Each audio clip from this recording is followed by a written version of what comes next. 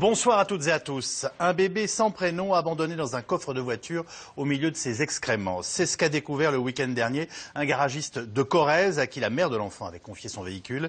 Ce drame de l'enfance maltraitée vient évidemment de faire la une de l'actualité. Elle a beaucoup ému les Français. 2 enfants meurent chaque jour sous les coups dans notre pays. Nous avons donc très simplement intitulé cette émission « Les enfants martyrs » et voici les invités qui ont accepté de participer à ce C'est dans l'air. Martine Brousse est déléguée générale de l'association La Voix de l'Enfant. L'association s'est portée partie civile dans l'affaire du meurtre de la petite Fiona. Ce sera probablement le cas concernant celle que l'on surnomme le bébé du coffre. Hélène Romano est médecin psychiatre, spécialiste du traumatisme. Vous êtes rattachée au CHU Henri Mondor à Créteil, où vous avez en charge de nombreux enfants victimes de maltraitance. Votre dernier livre, L'enfant face au traumatisme, est paru chez Duno. André Valigny est lui sénateur socialiste de l'Isère, président du conseil général de son département et je le rappelle avocat. Vous avez présidé la commission d'enquête parlementaire d'Outreau et espéré faire de la lutte contre la maltraitance des enfants la grande cause nationale 2014. Enfin, Roland Coutenceau est lui aussi médecin psychiatre et criminologue, expert auprès des tribunaux. Vous présidez la Ligue française de santé mentale. Citons ce soir parmi vos livres Amour et violence chez Odile Jacob ainsi que Violence et famille, comprendre pour prévenir aux éditions Duno. Martine Brousse, en préparant cette émission, j'ai découvert les chiffres probables, j'allais dire, de l'enfance maltraitée. 2 enfants martyrs tous les jours. Que nous disent ces chiffres ? Ces chiffres nous disent qu'il faut que l'on continue à rechercher les causes qui font que des parents puissent commettre de tels actes. Et ce que je voudrais dire ce soir, c'est que ce soit pour l'affaire de la petite Fiona, que ce soit pour cette affaire-là, ou la petite Tiffany, ou la petite Inaya, je voudrais dire aux téléspectateurs ce soir que ces parents sont quand même des hommes et des femmes, et que ce ne sont pas des monstres. Ils ont commis des actes monstrueux. Et je crois que c'est important de le rappeler, parce que ça va nous permettre de rechercher les causes.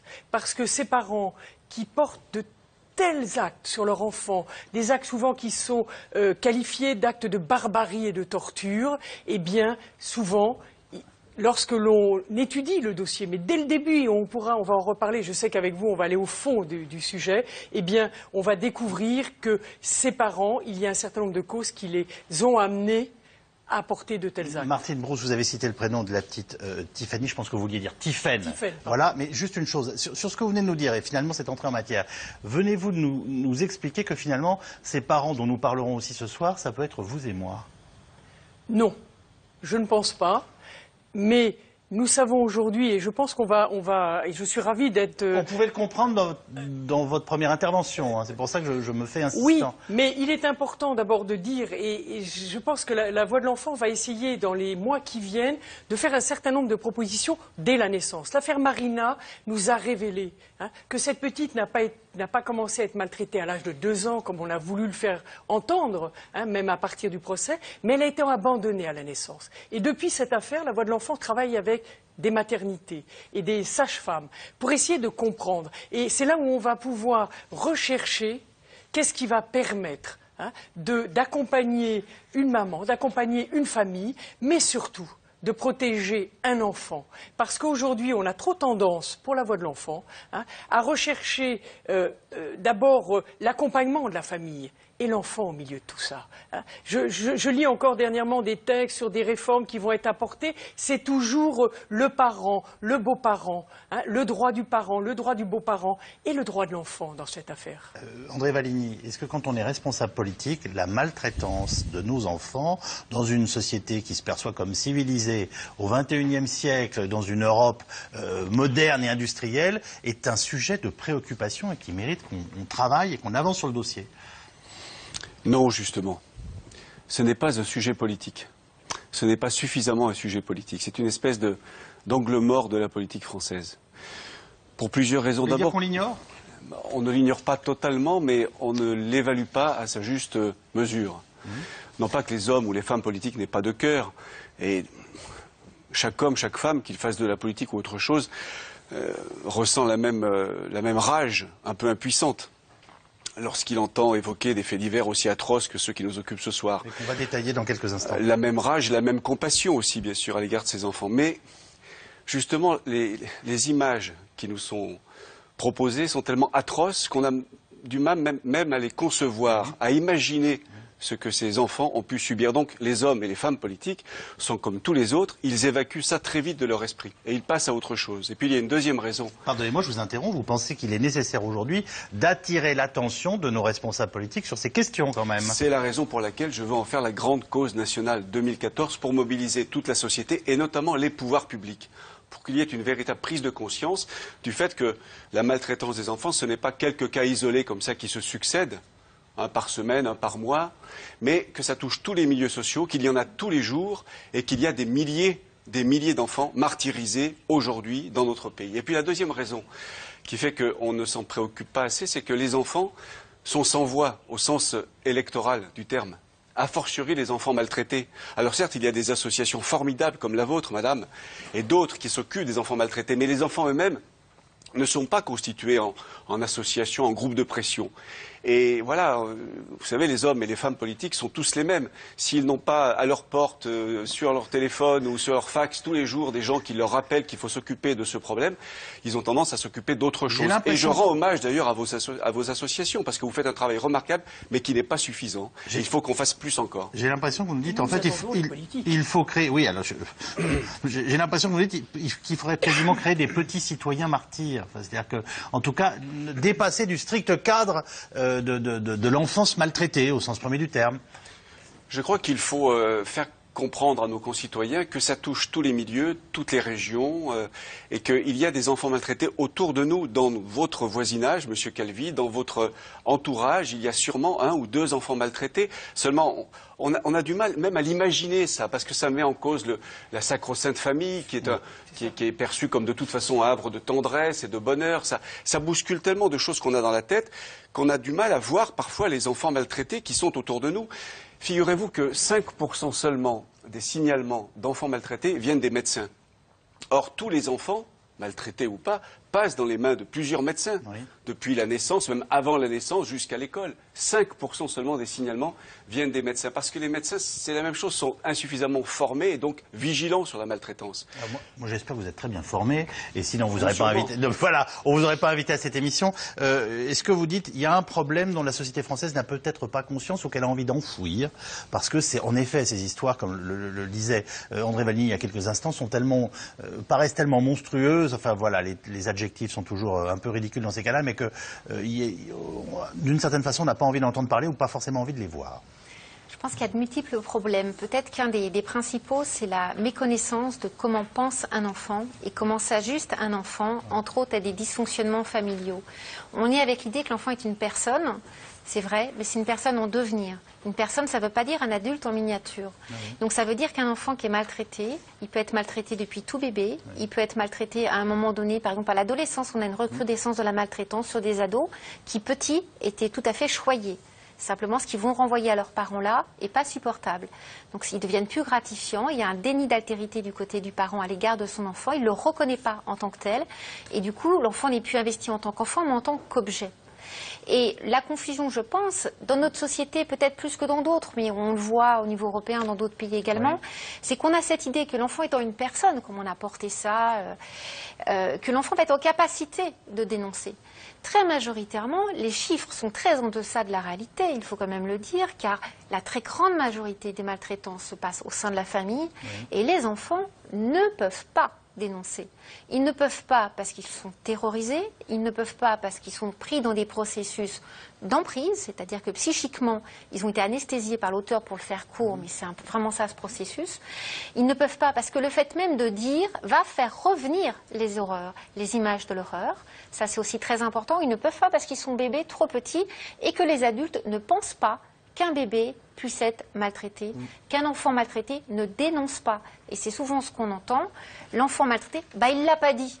Il ne l'a pas dit. Bien évidemment, il faut savoir parler aux enfants. C'est très important. On va découvrir le premier reportage de cette émission. Et bien entendu, je vous redonne la parole. Un déni de naissance. C'est en ces termes que l'avocate de la mère du bébé retrouvé dans un coffre de voiture décrit la situation familiale qui vient de choquer tous les Français. L'enfant n'avait aucune existence officielle, non déclarée à l'état civil, inconnu de ses frères et sœurs, des voisins et même de son père. La petite fille, qui aurait entre 15 et 24 mois, a été hospitalisée. Sa vie n'est plus ou pas en danger. Les parents laissés en liberté sous strict contrôle, sous strict contrôle judiciaire, risquent jusqu'à 10 ans de prison. Elisa Coudray et Joël Lefebvre.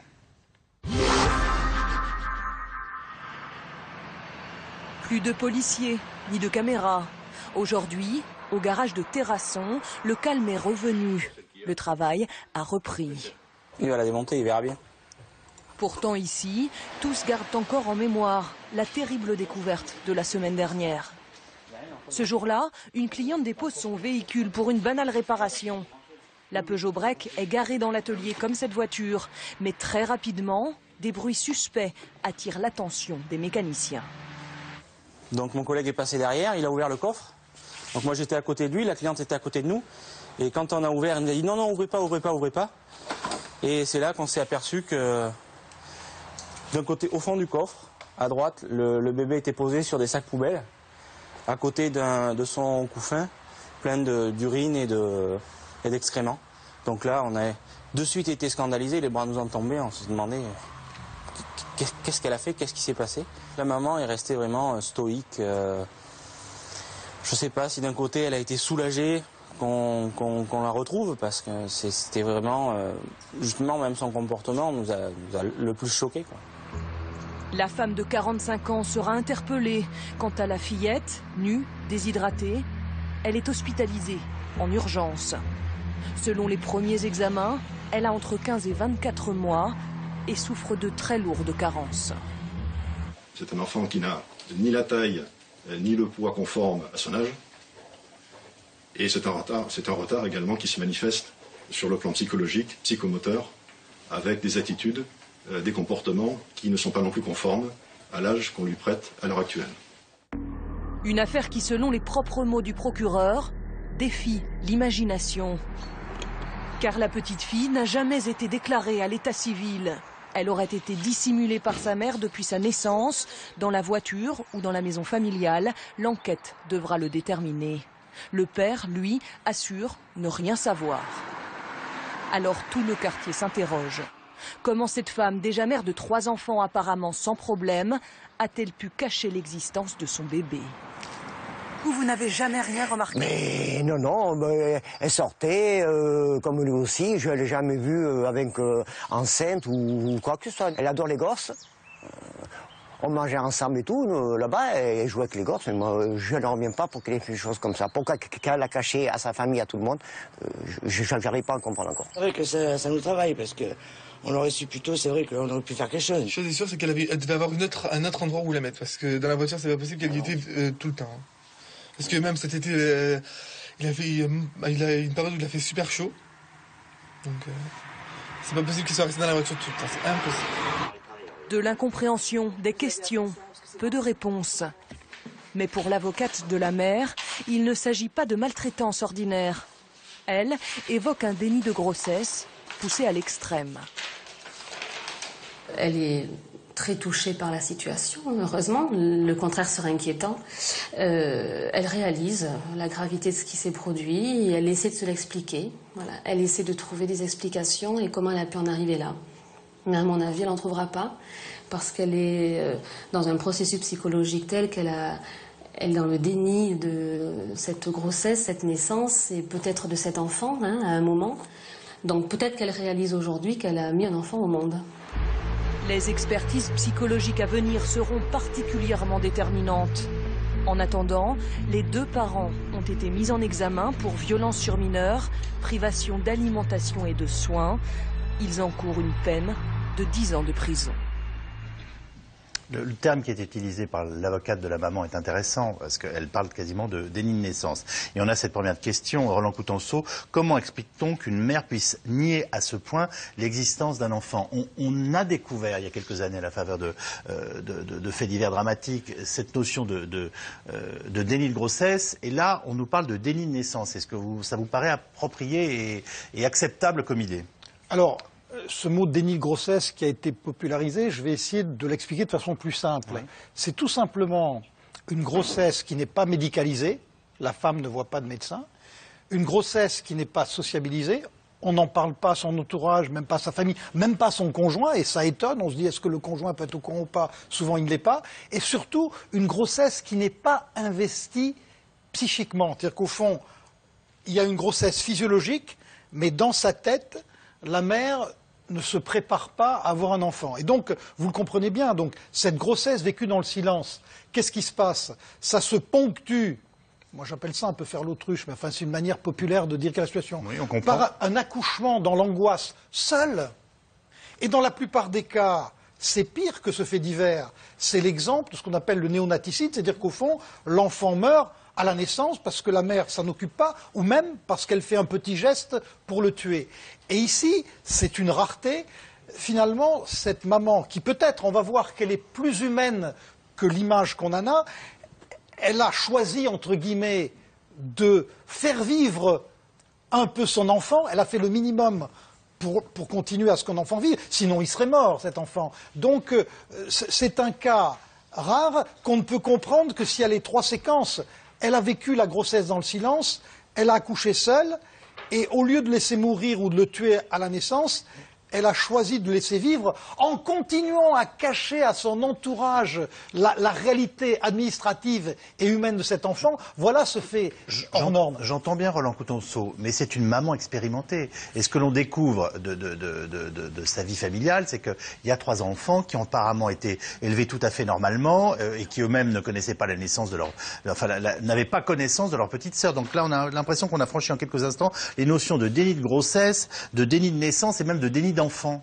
Oui, mais en ce sens, pour cet enfant-là, c'est une affaire extraordinaire, mais dans les affaires de déni de grossesse, il y a soit des jeunes femmes qui n'ont jamais eu d'enfant, et donc peut-être c'est plus compréhensible pour le commun des mortels, ou bien une deuxième catégorie de mamans qui sont, on verra bien dans ce cas-là, mais maternantes avec les enfants qu'elles ont déjà eus, et qui malgré tout sont piégées par ce déni de grossesse, c'est-à-dire qu'au fond, quand vous choisissez de vivre une grossesse dans le silence, regardez, réfléchissons un instant, ça va forcément mal se terminer. Je le dis à personne, je m'angoisse. Si je dis à mon mari que je lui ai caché, comment il va réagir? Elles ont une angoisse très forte des autres, ces femmes. Et donc, cette séquence, c'est mal parti. J'appelle ça la mécanique infernale du mensonge, du côté physiologique de la grossesse. Mais on comprend que ça se termine toujours plus tragiquement, paradoxalement, que dans cette affaire, où elle a continué à quand même faire un minimum de soins pour que son enfant vive.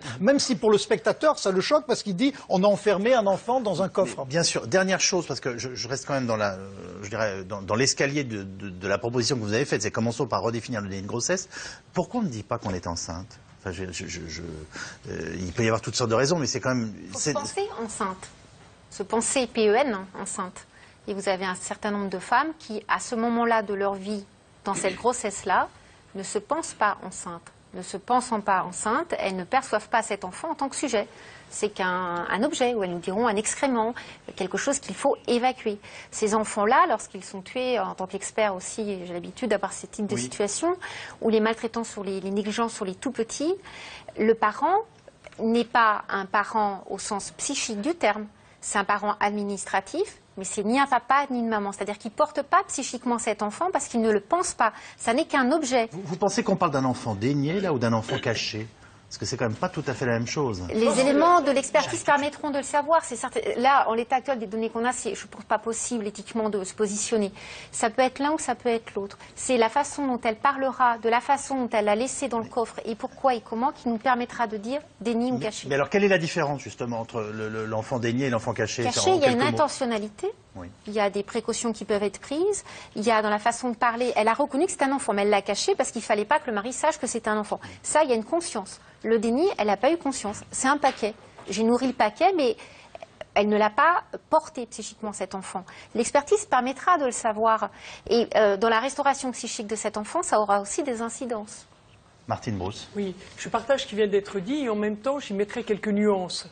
Parce que nous avons quand même le témoignage de ce voisin qui a été présent à la 3e naissance et qu'il a entendu le père de cet enfant dire qu'il ne voulait pas de cette petite fille.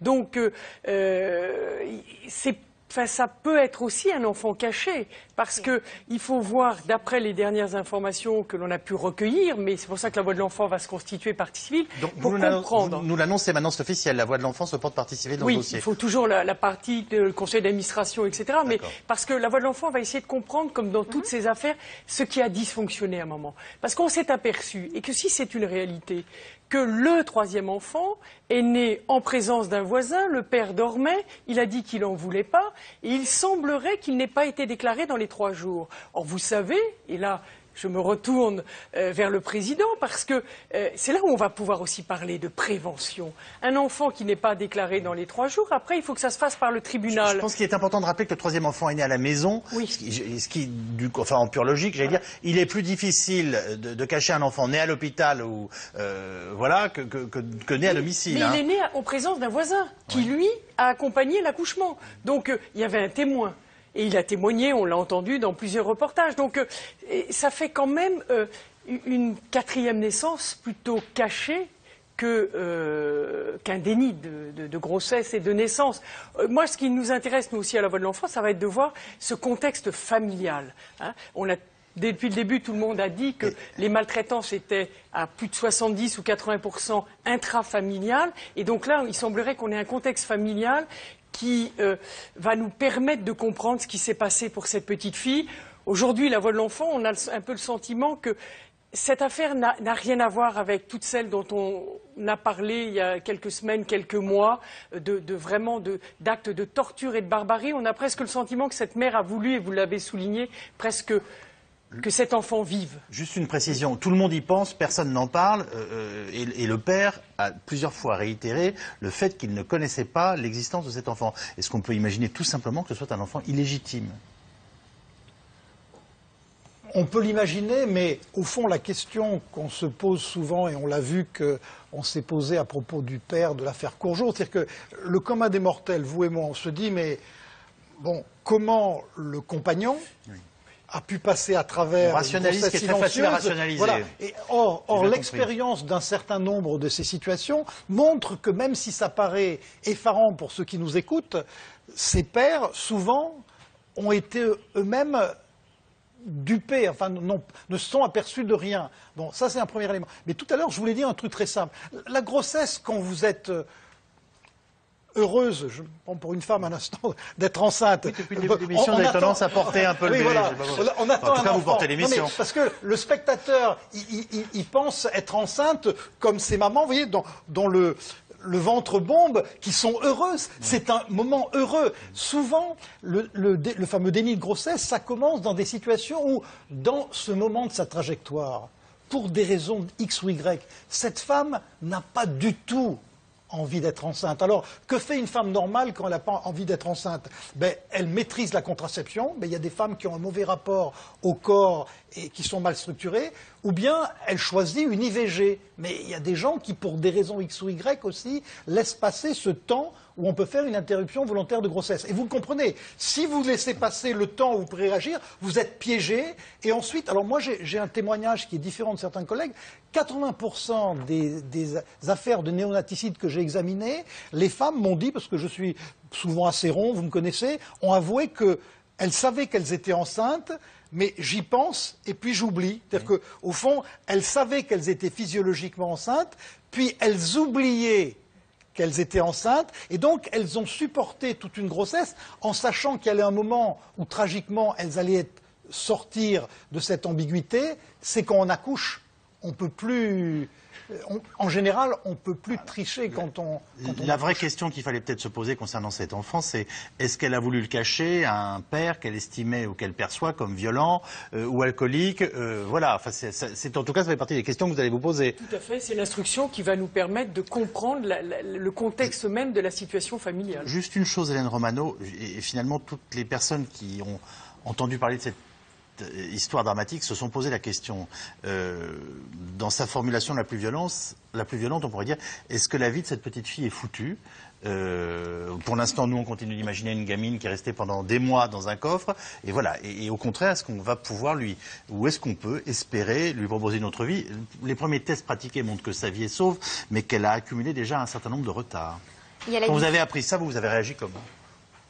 Avec l'expérience que j'ai d'enfants qui ont subi des négligences très lourdes, très précocement, on sait que lorsqu'ils sont bien accompagnés, il y a un devenir qui est possible. Si dans le regard qu'on leur porte, on considère qu'ils sont condamnés, ils n'ont aucune possibilité d'avoir le moindre espoir de survie. Ne jamais aborder ça. Enfin, si, l'aborder, mais pas le stigmatiser, pas le condamner. Il ne faut jamais réduire l'enfant au trauma vécu, il ne faut jamais réduire l'enfant aux maltraitances vécues. On sait qu'il y a un devenir possible. Donc vous nous dites qu'il ne faut plus qu'elle soit le bébé du coffre, mais qu'elle devienne la petite fille qu'elle devrait être depuis sa naissance. Le choix du prénom sera symboliquement très important. Elle est née psychiquement, socialement, à l'ouverture de ce coffre. C'est vraiment une ouverture à la vie. Symbolique, c'est ça aussi. Elle a été reconnue comme un bébé par ce garagiste, par l'environnement. Elle va être inscrite à l'état civil, reconnue comme enfant socialement, elle est née psychiquement à ce moment-là, et peut-être qu'en effet, la mère, ça va lui permettre de mettre des mots dessus. Donc il y a la santé physique, là il y a des récupérations qui se feront, il y a la santé au niveau neurologique, là en effet, on sait qu'il peut y avoir des séquelles, mais que ça peut aussi se travailler en termes de rééducation. Il y a la santé psychique. Quelles peuvent être les séquelles ? Du retard au niveau du langage, du retard dans l'acquisition de la compréhension, du retard dans la façon de se structurer dans le rapport aux autres. Des retards parce que si, en effet, elle est restée dans son coffre, il n'y a pas eu d'interaction avec l'autre, elle n'a pas expérimenté un lien sécure avec un parent, avec une figure d'attachement, elle a été dans un environnement clos, dans le noir, donc tout ce qui est stimulation sensorielle, elle ne connaît pas, si elle est restée dans le coffre. Tout ce qui est ajustement d'un bébé à un adulte, elle ne connaît pas. Ça se travaille. Au-delà du titre qu'on lui a donné, et dont j'ai bien compris ce soir que vous nous dites qu'il faut absolument essayer d'oublier, je serais tenté de dire que c'était un titre de journal et de réactivité normale, et je comprends bien en vous écoutant qu'il faut passer à autre chose. Mais enfin, tout laisse entendre pour l'instant, et même les témoignages de voisinage, même si ça n'est pas encore avéré, et c'est ce que la maman commence à dire aussi, c'est qu'en fait, elle rentrait le bébé chez elle quand son mari n'était pas là. Vous imaginez qu'un enfant ait réellement pu vivre dans un coffre pendant 20 mois? Pendant 15 mois, moi je n'y crois pas. Alors, sans soin, bien sûr que non, elle serait morte. Mais au niveau psychique, quelle qualité d'interaction il y a eu? Est-ce que cette maman a pu la câliner, la rassurer, la sécuriser un minimum? Ça, on verra. Est-ce que c'est un enfant qui présente une dépression analytique majeure, c'est-à-dire un retrait? Ça a l'air d'être les éléments qu'on a, ce qui laisserait penser qu'il n'y a pas eu d'interaction très sécure au début. Ça se retravaille, mais il faut énormément de temps auprès de cet enfant et prendre soin aussi des caregivers, c'est-à-dire des adultes qui prendront soin d'elle, parce que ce sont des enfants, des bébés très difficiles à soigner. Je rappelle qu'elle souffre de carence, qu'elle a des problèmes psychomoteurs et qu'elle n'a visiblement pas le développement que devrait avoir un enfant de son âge. André Valigny, est-ce qu'on vous a parlé de cette histoire? Est-ce que vous, autour de vous, voyez des gens réagir à cette affaire-là? Oui, bien sûr, les gens en parlent beaucoup, mais pendant 48 heures, pendant que vous en parlez, pendant que les médias en parlent. Et puis, c'est ce que je disais tout à l'heure, on passe à autre chose, parce que d'abord, l'actualité est ce qu'elle est, qu'une actualité chasse l'autre, et puis parce qu'en plus, les gens, je le répète, ont du mal à concevoir même qu'on puisse traiter un enfant comme ça. Donc, ils en parlent, mais pas de façon, j'allais dire, superficielle, ce n'est pas péjoratif. Mais il faut vraiment faire comprendre aux gens que... voilà, il y a des enfants maltraités partout et que dans leur entourage, dans leur voisinage, il faut qu'ils soient vigilants. Alors évidemment... C'est terrible, André Valigny. Je sais bien, je sais ce que vous allez me dire, que j'incite à la dénonciation, voire à la délation.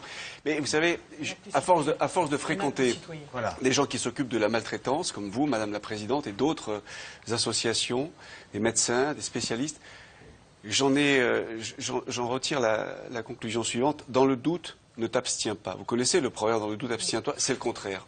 Dès qu'on a un soupçon de maltraitance, il ne faut pas s'abstenir. Et sans aller à la police, forcément, à la gendarmerie, peut-être aller voir le responsable de l'école où est scolarisé l'enfant, s'il est scolarisé, ou faire simplement le numéro 119.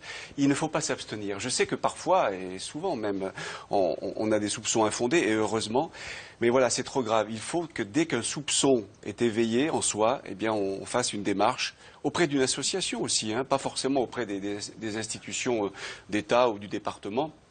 Il faut qu'on soit très vigilant, parce que la maltraitance peut reculer. On a fait reculer d'autres fléaux. La mort subie du nourrisson. On est passé de chiffres énormes à quelques centaines par an, parce que des campagnes d'information ont été faites, parce qu'on a éduqué, entre guillemets, les parents potentiels, les parents aussi qui avaient des enfants, et puis la société tout entière. Il faut absolument qu'on avance pour parler de Fiona. Juste une chose. En regardant le reportage, on a réagi de la même façon tout à l'heure en se disant, mais en fait, elle est allée amener son... Pardonnez-moi, je ne vais pas mener l'enquête ni faire le psychologue à la place des spécialistes, mais d'une certaine façon, elle est allée porter son enfant chez le garagiste.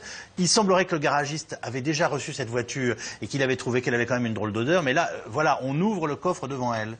Est-ce que c'est quelque chose qui vous vient à l'esprit, c'est-à-dire qu'elle se soit libérée en allant finalement faire ouvrir le coffre par le garagiste alors qu'elle ne le pouvait pas? Il n'est pas rare que des mamans ou des parents essaie de générer des appels au secours, mais comme l'enfant, tout à l'heure il a été dit, l'enfant parle pas. Mais très souvent, l'enfant parle. C'est nous qui ne comprenons pas les clignotants qu'il nous envoie. Et c'est nous qui ne comprenons pas non plus la détresse d'un certain nombre de mamans qu'elle nous envoie. Et c'est là où je vais rejoindre le président. Brutal, pardonnez-moi. Quand on est présidente d'une association qui s'appelle La Voix de l'Enfant, est-ce qu'on peut se dire aussi, et j'emploie volontairement un mot qui va vous choquer, est-ce qu'on peut se dire aussi que de temps à autre, les enfants peuvent dire des conneries et exagérer. Alors, je trouve normal de vous poser la question. Voilà. Merci, Monsieur Calvi, d'aborder cette question, parce que je pense qu'il faudrait qu'un jour, tout le monde comprenne que lorsqu'un enfant s'exprime sur de tels faits, il exprime une souffrance, qui est sa souffrance, mais que cette souffrance n'est pas toujours la vérité, c'est sa vérité, mais qui n'est pas toujours la vérité judiciaire. Et on a trop souvent utilisé cette parole comme la vérité, et je pense qu'aujourd'hui, il faut que les adultes fassent ce travail d'aller chercher la vérité judiciaire. On revient à la situation de Fiona. Le corps de la petite fille n'a toujours pas été retrouvé, vous le savez. Sa mère et son beau-père s'enferment pour l'instant dans des mensonges réciproques. Le couple avait signalé sa disparition, vous vous en souvenez, au mois de mai dernier. Ils ont finalement été mis en examen et sont passibles de la cour d'assises. La dernière semaine de vie de Fiona a visiblement été un enfer et là-dessus, absolument tous les témoignages concordent. Margot Chouraki et Stéphane Lopez. Une mère incarcérée est mise en examen pour coup mortel aggravé. Cécile Bourgeon est désormais suspectée d'avoir provoqué la mort de sa fille, et ce 5 mois après la disparition de la petite Fiona. Elle risque 30 ans de réclusion criminelle. Elle nous a dit, mais c'est la pire des choses qu'on puisse me reprocher. Vous me reprochez d'être à l'origine de la mort de ma fille. Vous me reprochez d'avoir porté des coups qui ont entraîné la mort de ma fille. Alors même que jamais, au grand jamais, je n'ai porté le moindre coup à mes enfants. C'est son compagnon, lui aussi mis en examen, qui l'accuse désormais d'avoir frappé sa fille. Le procureur a révélé que Fiona était déjà blessée 1 semaine avant sa disparition. Le mercredi après-midi, on a vu Fiona, par exemple, avec des témoins qui nous le disent, on a vu Fiona avec un bandeau sur la tête qui avait pour finalité, nous dit Mme Bourgeon, de cacher à la vue des personnes, à la vue des tiers, l'hématome qu'elle avait au niveau de la tête. Nous savons que cet hématome s'est aggravé puisque le vendredi matin, Mme Bourgeon nous dit que Fiona n'était pas bien et que le samedi, cet hématome s'était étendu puisque de la tempe, il était descendu sur l'œil. Tout a commencé le 12 mai dernier. Fiona, 5 ans, aurait disparu dans le parc de Montjuset, sur les hauteurs de Clermont-Ferrand. On enquête sur la disparition de la petite Fiona. Donc on recherche des témoins. Au lendemain du drame, Cécile Bourgeon s'exprime devant les médias et assure s'être assoupie un bref instant. Je suis partie seule avec mes enfants. Après, on est arrivé là. Puis une fois que je me suis réveillée, Fiona n'est plus là. Tous ceux qui peuvent nous aider, c'est vraiment un appel au secours. Et puis, voilà, c'est le but, c'est de retrouver Fiona, c'est tout. Donc, on a vraiment besoin d'aide, quoi. 1 mois plus tard, Cécile Bourgeon s'est constituée partie civile et a désormais accès au dossier pour, dit-elle, participer activement à la manifestation de la vérité. Je culpabilise beaucoup. Je suis beaucoup dans le sentiment de honte, de mal, parce que voilà, j'ai quand même perdu ma fille. On m'a enlevé ma fille. À la fois, il y a des choses qui sont de l'ordre de la vérité historique qu'elle dit, et à la fois des choses mélangées avec sa propre vérité à elle. On n'est pas du tout dans le domaine, si je puis dire, de la mythomanie ou quoi que ce soit. C'est vraiment, on est dans le domaine de qu'est-ce que je peux dire pour tenir bon. Et dire pour tenir bon, je vais créer une scène qui va me permettre, je vais jouer cette scène, et puis tout le monde va jouer dans cette scène. Et pour l'instant, tous ces rôles-là, c'est ce qui me permet, moi, de tenir bon. Fin septembre, l'enquête établit que la mère a menti, qu'elle ne se trouvait pas dans le parc au moment de la disparition de Fiona. Cécile Bourgeon change alors sa version des faits et accuse son compagnon. Tous les deux reconnaissent que la fillette est morte et qu'ils l'ont enterrée dans une forêt près de Clermont-Ferrand. Il explique que cet enfant avait pris l'habitude de se faire vomir. Et ce jour-là, donc, il lui a interdit de le faire. Il lui a mis une fessée d'ailleurs, c'est dans le dossier, et effectivement, elle ne s'est pas relevée. Et ils l'ont retrouvée le lendemain matin, étouffée dans son vomi. Une confrontation entre Berkane Makhlouf et Cécile Bourgeon est prévue en fin de semaine prochaine. Le corps de la fillette n'a lui toujours pas été retrouvé. Sa mère invoque un trou de mémoire sous l'effet de stupéfiants et de médicaments. On a cette nouvelle question qui est pourquoi la mère de Fiona refuse-t-elle de révéler l'endroit où se trouve le corps? Est-ce que vous avez l'impression d'abord que c'est le cas? Il y a deux hypothèses sur le plan criminologique qui sont faciles à comprendre. Un, l'un ou l'autre, l'enquête le dira, je crois qu'il faut rester prudent, a pu donner des coups qui entraînaient la mort. Donc deux, l'un, ils décident ensemble de ne pas le révéler à la société, aux forces de police ou de gendarmerie. Donc ils choisissent d'enterrer le corps. Donc on comprend ensuite effectivement qu'ils sont pris par un engrenage, on y reviendra, mais ils vont enterrer le corps. Alors il y a deux hypothèses très simples. L'une, c'est que on est quand même anxieux, on choisit quelque chose et donc on le fait dans un état, pas de confusion, mais dans une forêt, aller trouver un endroit où personne ne vous voit. Donc il se peut qu'il s'en souvient mal, première hypothèse, et puis il y en a une autre. Vous imaginez qu'il y a vraiment, je dirais, une panique ou une confusion qui amène à ne pas se souvenir de l'endroit où on l'a fait. Exactement, première hypothèse. Et une deuxième, aussi tout à fait plausible, nombre d'histoires que j'ai vues dans ma longue carrière, c'est qu'au fond, retrouver le corps, c'est permettre aux enquêteurs de faire l'examen médico-légal des causes de la mort. Bien sûr.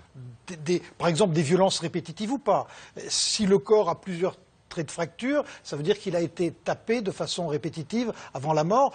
On ne peut pas plaider l'accident ponctuel. Donc, ça peut être une stratégie de l'un et de l'autre pour qu'on ne retrouve pas le corps et donc les enquêteurs ne puissent pas objectiver qu'il y a eu, par exemple, violence répétitive. Voilà les deux hypothèses qui sont possibles un petit peu dans cette affaire. Quand on repasse en boucle ces images où une mère ment et a posteriori de façon très détendue, avec un sourire, en présence de son avocat, enfin voilà, à chaque fois on est stupéfait et en même temps, j'allais vous dire, on connaît cette comédie. Donc Oui, mais en même temps, moi ce que j'aime bien, c'est séquencer la situation. Donc on tape et la mort arrive. Souvent, la plupart des parents, ils n'ont pas choisi de tuer. C'est des coups qui ont entraîné la mort. Bon, première séquence. Deux, on cache. Déjà, c'est une mauvaise idée. Il vaut mieux appeler les services de police.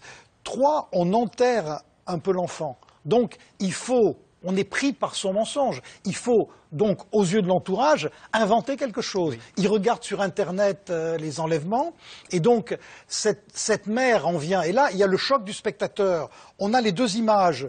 Une mère qui pleure en prétendant qu'en s'endormant, quelqu'un a enlevé son enfant, et puis le spectateur apprend que finalement, elle savait qu'il était mort. Et moi, ce qui m'a frappé quand m'a interpellé dans cette affaire, les gens ont projeté sur cette mère qui est capable de faire ça. Ils m'ont dit, mais c'est forcément une grande perverse, c'est forcément quelqu'un d'atroce. Non, pas forcément, parce que c'est la mécanique du mensonge. C'est-à-dire qu'on a eu dans des genres différents, une fois que vous commencez à mentir, vous êtes mécaniquement piégé. Tant que vous essayez de tenir le mensonge... Il y a une mécanique du mensonge qui est une fuite en avant permanente. Et puis ce que je voulais dire aussi, c'est que dans une autre affaire dans le Nord du même type, quand j'ai examiné en contre-expertise, enfin peu importe, la maman, elle jouait la scène devant les médias. Mais le soir, elle me disait qu'elle pleurait à chaudes larmes en pensant à la mort de sa fille. C'est-à-dire que nous, spectateurs, on voit que le côté choquant, quelqu'un qui, comme une actrice, joue l'enlèvement, et donc ça nous choque. Mais humainement, c'est lourd aussi de tenir le mensonge. C'est choquant, mais en même temps, c'est difficile. Donc cette mère pouvait pleurer aussi, pouvait être malheureuse d'avoir tué son enfant. Mais tant que vous n'êtes pas confondu et démasqué, vous continuez à jouer quelque chose qui apparaît pour nous en tant que spectateurs atroce au regard de celui qui n'est pas dans la tête, évidemment, de cette mère. Je pense que c'est important quand des psychiatres comme vous nous donnent des explications, de rappeler que expliquer n'est jamais excuser et que simplement, voilà, on vous demande des éclairages face à des situations qui sont dramatiques. On se pose quand même toujours, et ça ne s'applique pas forcément au cas de Fiona, mais je le fais quand même, André Valigny, la question de, voilà, des rôles des services sociaux quand il y a des enfants qui sont victimes de maltraitance. Et vraiment, pour Fiona, il semblerait que ce soit le cas, même si son vrai papa semblait ne pas le savoir, avoir tout ignoré et être lui aussi aujourd'hui une victime qui découvre des choses absolument abominables. Vous avez l'impression que les conseils généraux, vous en présidez un, assument leur boulot dans ces questions-là? Oui, bien sûr. Les conseils généraux font leur travail le mieux possible. Les travailleurs sociaux, les assistantes sociales, les services de protection maternelle et infantile, PMI, les services de l'aide sociale à l'enfance, qui sont présents dans chaque département et qui sont gérés par les conseils généraux, font évidemment beaucoup. Mais il faut faire plus. Il faut faire mieux, puisqu'il y a encore des dysfonctionnements, le mot est horrible, il est technique, sur des cas aussi dramatiques, il faudrait trouver autre chose, mais enfin il y a encore des enfants maltraités, martyrisés, qui échappent à la vigilance des services sociaux, qui échappent à la vigilance des enseignants.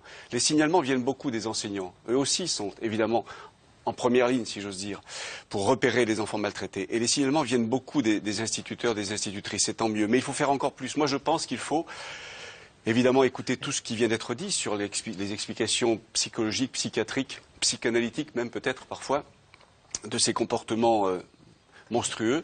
Mais il faut aussi que nous, les politiques, les présidents de département, les législateurs, on fasse plus et mieux et qu'on révise la loi de 2007, qu'on l'évalue et qu'on en fasse peut-être une nouvelle pour renforcer encore la formation, améliorer la formation. De quelle loi il s'agit ?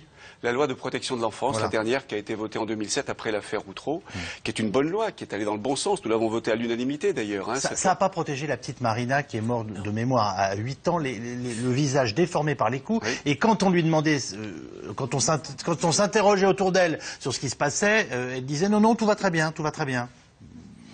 Oui, donc il faut que les travailleurs sociaux, les enseignants, les policiers, les magistrats, bien sûr. Vous savez qu'aujourd'hui, il y a des associations qui veulent attaquer l'État à cause de cette affaire-là. Oui, je sais, bien sûr. Oui, oui, ils veulent attaquer l'État. On pourrait attaquer aussi des départements, parfois. Excusez-moi, je termine. Il faut donc que ceux qui sont en contact avec les enfants soient mieux formés au repérage de la maltraitance. Mieux formés et formés ensemble. Qu'ils échangent les bonnes pratiques, qu'ils coordonnent leur travail par bassin de vie, par bassin de population, qu'on mette autour de la table régulièrement, une fois par mois, les enseignants, les travailleurs sociaux du Conseil général, parfois des policiers, des magistrats, que tout le monde travaille. Est-ce que les services sociaux font des visites à l'improviste? J'allais vous dire, c'est quand même la première chose qu'on peut imaginer. Non, la réponse est non. Bien sûr que non. Non. Très bien.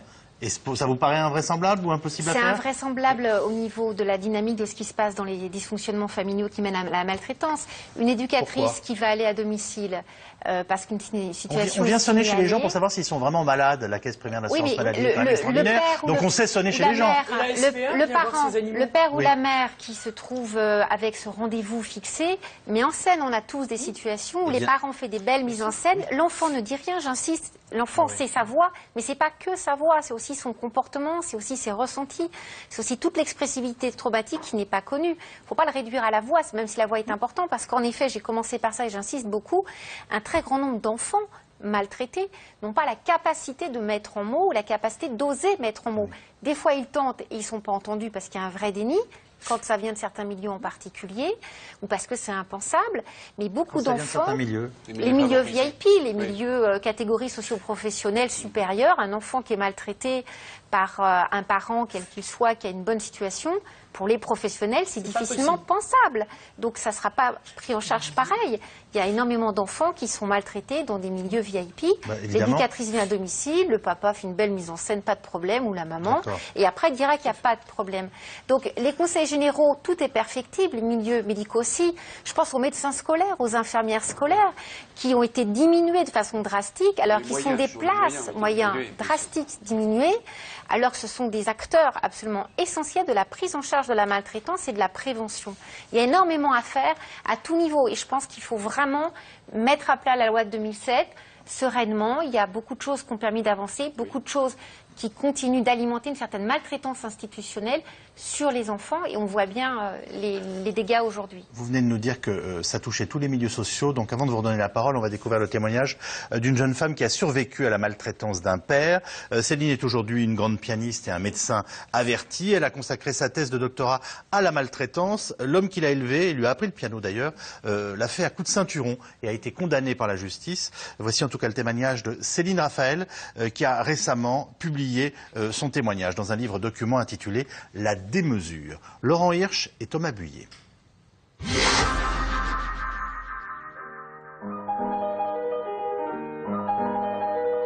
C'est une pianiste d'exception, à tout point de vue. Céline Raphaël a 2 ans lorsque son père lui fait jouer ses premières gammes, des gammes qui, rapidement, s'accompagnent de coups. Quand j'ai eu 4 ans et demi, il trouvait que je travaillais pas suffisamment sérieusement.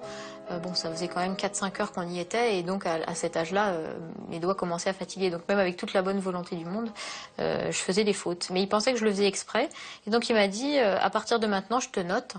Si tu fais 3 fautes, tu auras 3 coups de ceinture. Donc il prenait un calepin, et puis donc je recommençais à jouer mon morceau, puis première faute, je l'entends écrire, noter un bâton en fait. Bon, ça m'a déconcentré, les 2e et 3e fautes sont arrivées rapidement, et puis il s'est levé, il a dégrafé la ceinture de son pantalon, et puis c'était les premiers coups de ceinture qui sont arrivés ce jour-là.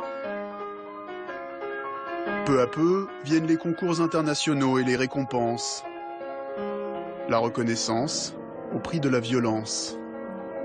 Se sont greffés à ça des privations de nourriture ou des humiliations, comme par exemple, voilà, j'avais pas bien travaillé, donc il allait me faire couper les cheveux, alors que voilà, j'étais une fille, l'école primaire, collège, bon, on sait que les enfants entre eux sont assez méchants, donc bon, bah, j'étais toujours celle qui était mal fagotée. Mon père me disait souvent, je t'aurai, t'en crèveras, mais je t'aurai. Arrivent les années lycée. Céline disparaît dans l'anorexie pour enfin être repérée. C'est ce que fera finalement une infirmière scolaire. Tout s'enchaîne alors rapidement, signalement, garde à vue pour son père et placement en foyer successif pour elle. C'est des photos du 3e foyer, 4e, où là j'étais dans un foyer qui était dit de semi-liberté, c'est-à-dire qu'on était 23 filles, mais la majorité était là pour avoir commis des délits en fait. Mais comme il n'y avait pas de place dans les foyers normaux, ben voilà, j'ai été placée là. J'étais la plus jeune, et puis voilà, c'était pas simple parce que j'étais à 2 départements de mon lycée, donc je me levais le matin à 4h30 pour prendre le premier train de 5h20 et puis arriver au lycée à 8h. Donc ça a été des années difficiles, enfin il fallait vraiment s'accrocher quoi.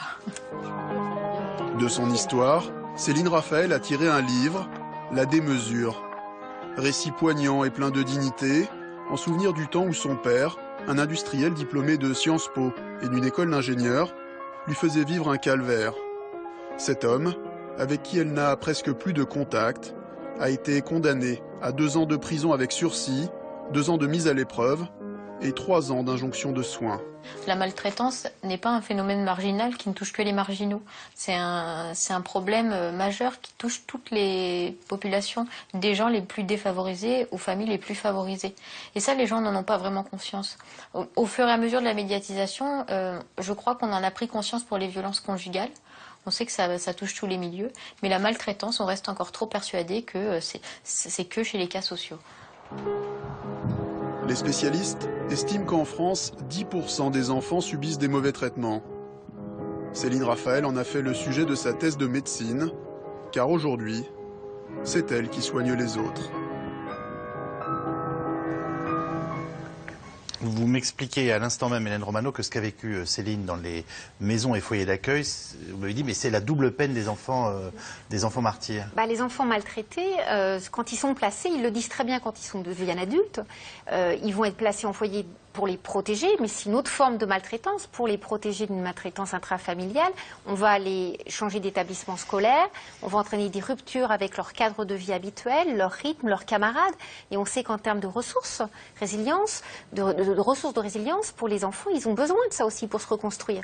Donc la double peine, c'est ce qu'ils disent, hein, très clairement quand ils sont adultes, qu'ils ont payé pour avoir dit, pour ceux qui osent dire et pour ceux qui sont protégés. Donc en effet, là, il y a beaucoup de choses à revoir dans les modalités de prise en charge de ces enfants pour éviter de surajouter. Il faut les protéger, certes, mais que ce qui soit mis en place soit pas non plus une source de survictimisation pour eux. C'est important parce que ça fait des adultes meurtris qui souffrent et qu'on retrouve aussi dans nos consultations. Martine Brousse. Oui, et pour aller dans ce sens, on s'aperçoit, et le 19 novembre, on organise un colloque sur le placement familial, parce qu'on s'aperçoit qu'un certain nombre d'enfants victimes de mauvais traitements dans leur famille, on est encore dans une politique du lien du sang, et ils n'ont pas le droit. C'est un interdit de s'attacher à la famille qui les a accueillis, à l'assistante familiale et autres.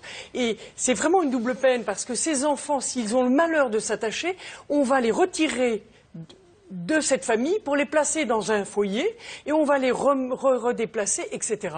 Et ces enfants n'ont pas le droit à une seconde chance, ils n'ont pas le droit à une seconde famille. Et là aussi, je crois qu'il va falloir faire un peu une révolution des mentalités pour que ces enfants maltraités, il arrive que dans une famille, un enfant soit un bouc émissaire.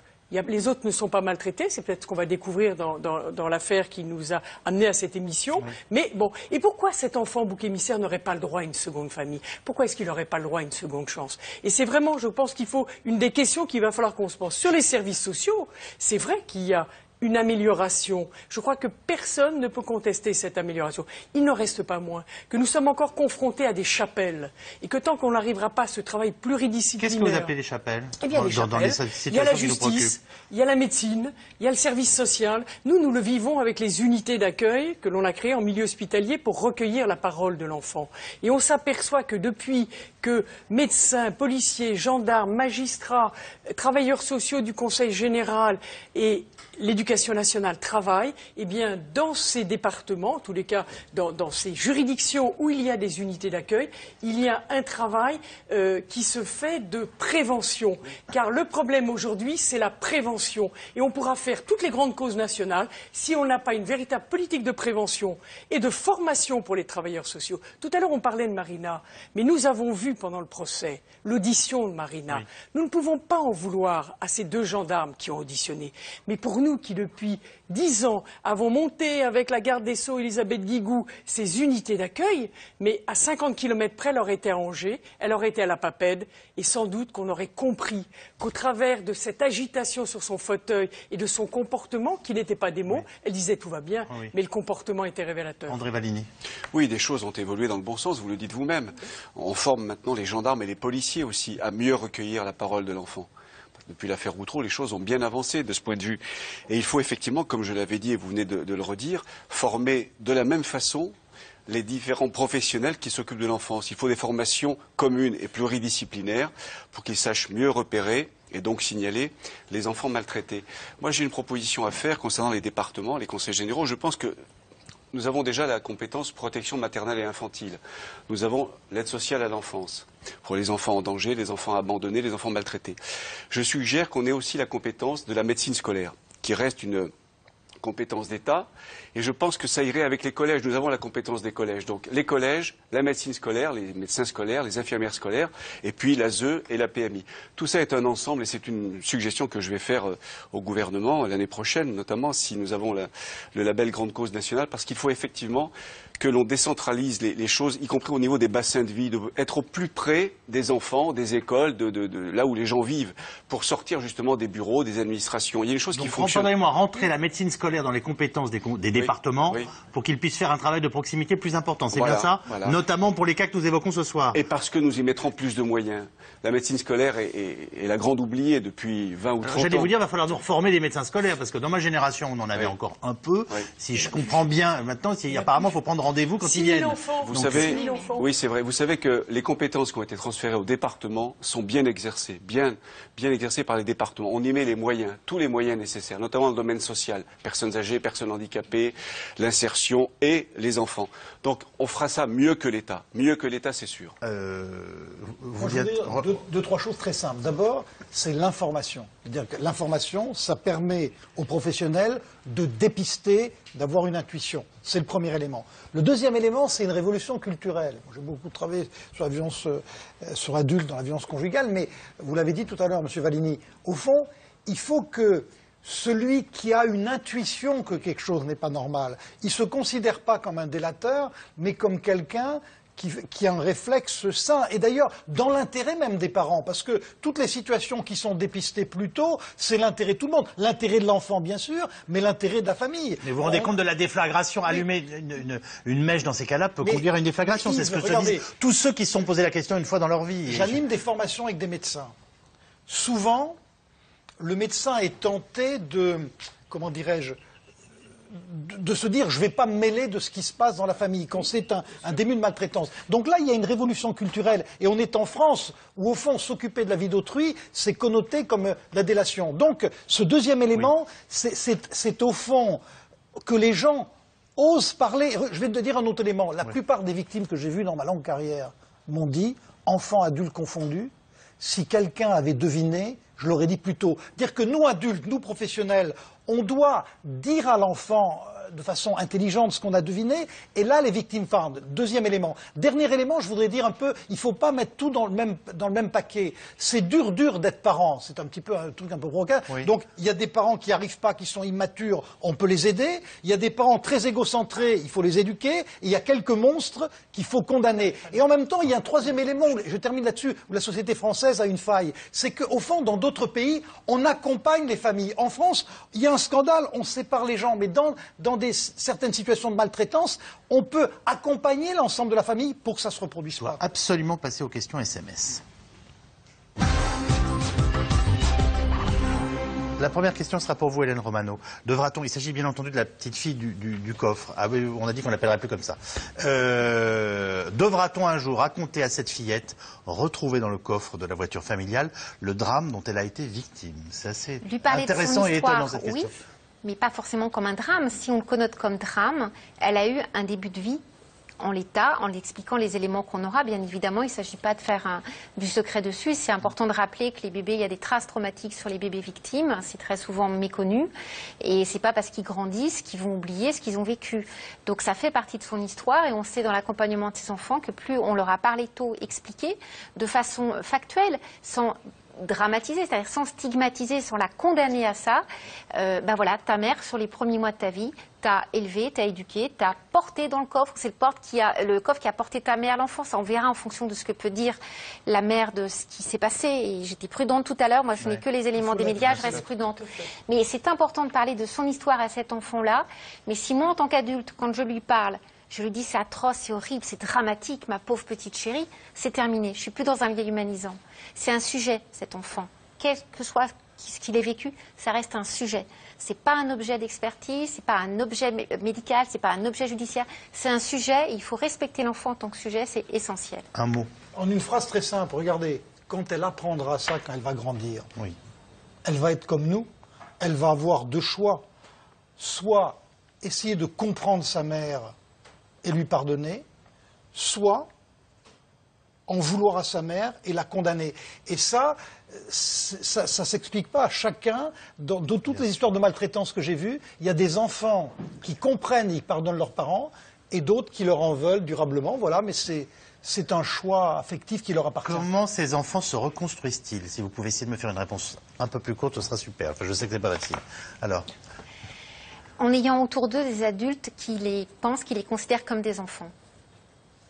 Très bien, vous nous l'avez dit en début d'émission, je vois que vous restez fidèle à cette idée. Peut-on croire à une forme de résilience pour les enfants maltraités? Vous qui suivez ces affaires depuis longtemps, que diriez-vous de cela, Martine Brosse? Oui, et ça rejoint les réponses qu'a apportées le docteur. Tout va dépendre de l'accompagnement de cet enfant et de la place qu'on va lui donner en tant qu'enfant. Il ne faut pas l'installer dans une victimisation. Il faut lui permettre d'être un enfant. Je pense qu'il est important aussi de lui dire la vérité, surtout à notre époque, où de toute façon, cette histoire, maintenant, elle est inscrite dans les médias. Et donc, à un moment donné, si on lui cache ce qui s'est passé, mais avec, justement, en positivant avec les éléments que l'on aura par la suite, mais il ne faut surtout pas cacher un enfant, surtout quand c'est une affaire médiatisée, parce qu'un jour ou l'autre, il connaîtra la vérité. Mais en même temps, il est important que pendant la période qui va venir et la suite, eh bien, cet enfant soit accueilli dans un lieu d'amour, dans un lieu où elle va s'épanouir comme enfant, mais comme pour les autres. Et on a, nous, l'exemple aujourd'hui, on a un peu de nouvelles de ce qui s'est passé. Souvenez-vous de cette affaire du petit Dylan, qui est resté 18 mois dans une chambre enfermée dans ses excréments. Eh bien, c'est un enfant qui est handicapé à vie, mais qui vit aujourd'hui comme un enfant et où les professionnels ont encore de l'espoir qu'il évolue. Un enfant peut-il un jour pardonner à ses bourreaux? Il faut lui laisser le choix de pardonner. Il faut lui laisser le choix et pas lui imposer. Parce que souvent, on est dans une sorte d'injonction comme ça au pardon. Ce n'est pas forcément le pardon qui lui permettra de se réparer. C'est le fait que le parent puisse donner du sens à ce qui s'est passé, lui permettre d'expliquer. Je voudrais juste dire pour cette petite fille, le choix du prénom va être symboliquement une source de résilience très important. Le prénom, parce qu'on va la nommer. On va l'inscrire dans l'humanité, dans le groupe. Quel qu'il soit. Ah, voilà, mais de pouvoir lui expliquer, le prénom qu'on t'a donné, c'est pas juste sur le calendrier plouf plouf. Pourquoi on te l'a donné? Ça veut dire qu'on t'a porté à ce moment-là, on t'a reconnu en tant que des nôtres, en tant que membre de la communauté humaine. Assez souvent, c'est presque une commodité de langage, on dit que les enfants ayant subi de la maltraitance peuvent devenir eux-mêmes des maltraitants. Est-ce que c'est un lieu commun ou est-ce que c'est quelque chose d'effectif et qu'on observe? Non, ce n'est pas vrai. On le disait parce que... C'est important que vous le disiez. Non, mais quand on comprenait... Ça aussi, ça conditionne l'avenir. On ne s'occupait pas aux gens qui étaient violents. Et donc, c'était facile de dire qui a tapé tapera, qui a violé violera. En fait, ce qu'on voit, et d'ailleurs c'est intéressant, c'est qu'il y a des gens qui sont violents, qui n'ont jamais été agressés. Et parmi ceux qui sont violents, qui ont eux-mêmes été victimes... On s'aperçoit que ceux qui vont le plus mal, et c'est un très bon message pour la société, c'est ceux qui n'ont pu en parler à personne. Ceux qui ont parlé de ça avec leurs proches, une grand-mère, avec un médecin, avec un éducateur, au fond, c'est comme si, effectivement, ça dissolvait la potentialité d'être ultérieurement, à l'âge adulte, violent. D'où vient ce sentiment de toute puissance que semblent éprouver les parents maltraitants? Vous trouvez que c'est... Vous l'avez observé, ce sentiment de toute puissance?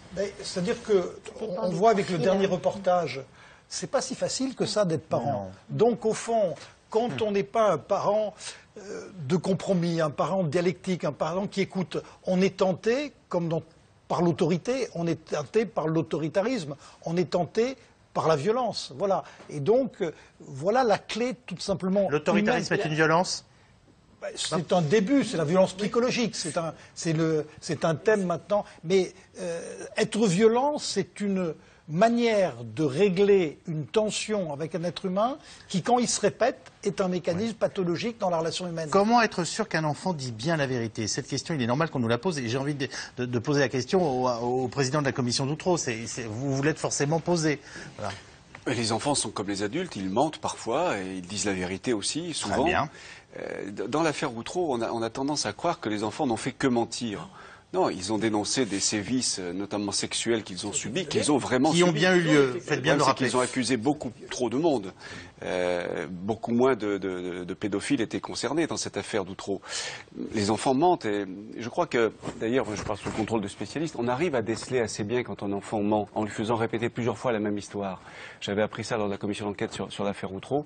Il faut lui demander, évidemment que c'est traumatisant, donc il faut pas lui demander de répéter 10 fois la même histoire, mais il y a des techniques de recueil de la parole de l'enfant qui permettent, pas toujours, mais le plus souvent, de détecter si un enfant ment. Il faut être très prudent par rapport au terme de mentir, parce que là, il peut y avoir un réductionnisme rapide du côté des personnes qui écouteront. L'enfant dit sa vérité. Ce qui est très compliqué souvent, c'est que les adultes vont parasiter sa parole, la réinterpréter et l'amener à modifier ce qu'il a dit. L'enfant, quand il parle, moi ça fait plus de 20 ans que je m'occupe d'enfants maltraités, l'enfant menteur intentionnel, c'est souvent pour protéger quelqu'un d'autre, pour dénoncer un autre. Il dénonce son frère, il ment, c'est pas le frère, c'est le père. Donc il y a une intentionnalité protectrice vis-à-vis de lui-même du mensonge.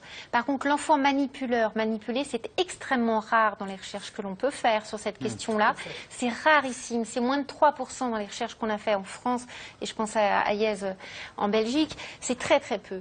L'enfant intentionnellement menteur. Il y a beaucoup d'enfants qui mentent parce qu'ils n'ont pas menti, c'est leur parole qui a été dévoyée par les adultes qui les ont écoutés, c'est quand même pas du tout la même chose. Des enfants qui disent leur réalité, il était grand, il était fort, il faisait 1m20, mais il a été grand, il n'a pas menti pour lui, il était grand et fort. Le gendarme dira, mais t'as menti, il fait 1m10. Alors t'es qu'un menteur. c'est ta mère qui a dit de dire ça. Oui, c'est maman. Donc, il instrumentalise alors que la mère a juste dit il faut dire la vérité. Il y a beaucoup de choses comme ça qui sont liées aux méconnaissances. Ils disent pas toujours la vérité. Ils disent leur Je crois que c'est important de dire qu'ils disent leur vérité. Et c'est important de dire aussi de temps à autre qu'ils mentent. À force de dire que les... Non, on n'a jamais dit que les enfants ne mentent jamais. Je ne peux pas vous laisser débattre à une minute de la fin de l'émission. Ce genre de maltraitance est-il plus fréquent dans les milieux défavorisés? Non. C'est clair pour vous, mais c'est très important que vous le lisiez. Juste un point, si je peux me permettre. Parce qu'on a parlé de l'enfant maltraité dans la famille, mais on oublie les frères et sœurs. Et que très souvent, les frères et sœurs aussi envoient des clignotants. Que très souvent, on les utilise et on leur fait dire des choses qui ne sont pas vraies. Et je pense que quand on parle d'un enfant maltraité, il faut prendre l'ensemble de la fratrie. Pourquoi l'enfance en danger n'est pas inscrite à l'agenda des politiques? J'ai bien compris, elle le devient. J'espère. Vous souhaitez en faire une année en 2014? La grande cause nationale 2014, ce n'est pas encore acquis, mais je fais le maximum avec d'autres pour obtenir ça du gouvernement. Oui. Merci infiniment les uns les autres d'avoir participé à cette émission qui sera ce soir rediffusée à 22h40. 22h40, rendez-vous politique dimanche sur notre antenne. Caroline Roux recevra Brice Hortefeux. Ce sera toujours en direct. C'est elle qui vous accueille lundi. Et en ce qui me concerne, je vous retrouve mardi prochain. Passez un très bon week-end sur France 5. Merci de votre fidélité.